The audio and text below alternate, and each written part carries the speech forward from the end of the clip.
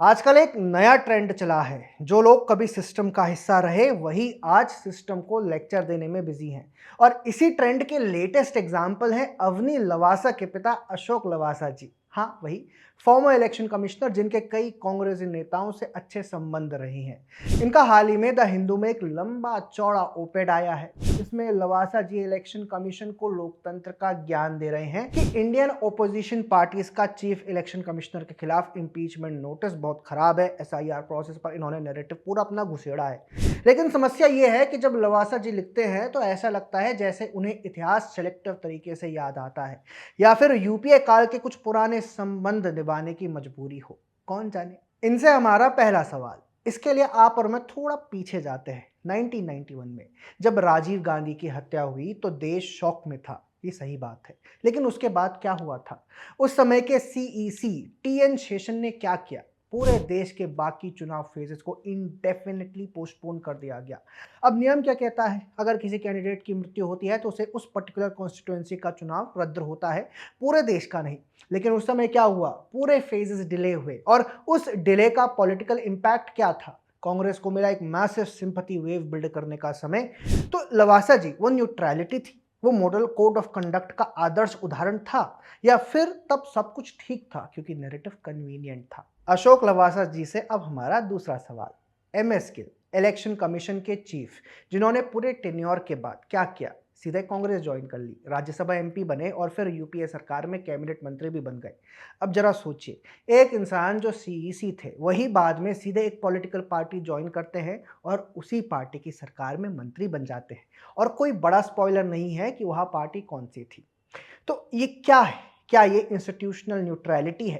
क्या लवासा जी को अपने सीनियर के कर्म याद नहीं है? क्या उस समय आपको कोई एडिटोरियल लिखने की जरूरत महसूस नहीं हुई थी? अब इनसे हमारा तीसरा सवाल। James Lyngdoh chief election commissioner जिनके अंडर 2002 गुजरात इलेक्शन हुआ, उस समय क्या हुआ? चुनाव डिले किए गए और उस दौरान लिंगडो पर ओपनली बायस्ड होने के आरोप लगे, पब्लिक डिस्कोर्स में सवाल उठे।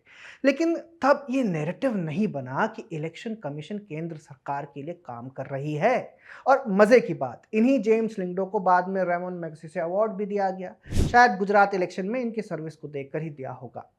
अब आते हैं उस केस पर जिसे शायद लवासा जी पूरी तरह भूल जाना चाहते होंगे। पूर्व इलेक्शन कमिश्नर नवीन चावला। जब नवीन चावला इलेक्शन कमिश्नर थे तब उस समय के chief election commissioner N Gopalaswami ने क्या किया था?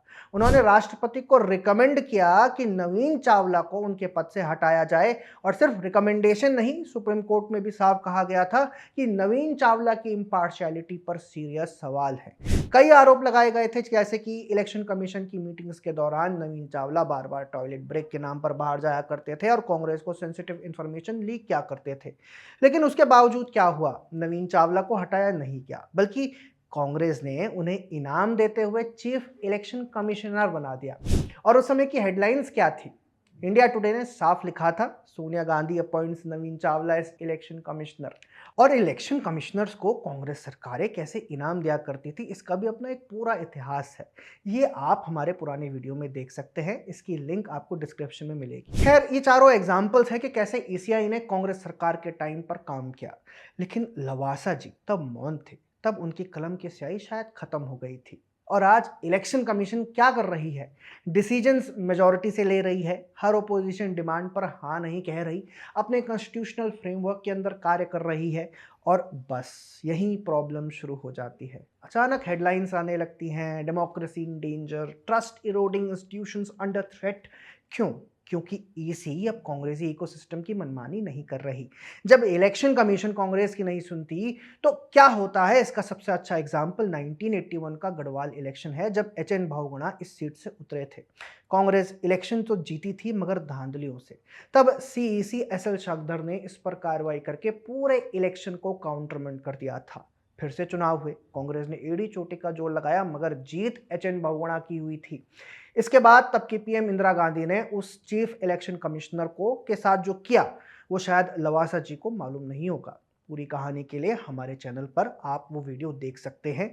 इसमें कांग्रेस के पुराने कारनामे भी हैं, इसकी भी आपको लिंक डिस्क्रिप्शन में मिलेगी। सच क्या है? इसी पहले भी काम करती थी, तब इकोसिस्टम की इच्छा से करती थी, मगर आज नहीं कर रही। और फर्क यही है, पहले नैरेटिव कंट्रोल अलग हाथ में था, आज अलग है और इसीलिए आज सडनली इंस्टीट्यूशनल क्राइसिस दिखने लगा। तो अवनी लवासा जी के पप्पा को हमारी एक सलाह, इलेक्शन कमीशन का काम किसी पॉलिटिकल पार्टी को जिताना नहीं है, ना कांग्रेस को, ना बीजेपी को, ना किसी और पार्टी को। और अगर आज ईसी आपके एक्सपेक्टेशंस के हिसाब से बिहेव नहीं कर रहा तो शायद प्रॉब्लम ईसी में नहीं है, थोड़ा लेक्चर कम और इंट्रोस्पेक्शन ज़्यादा कीजिए।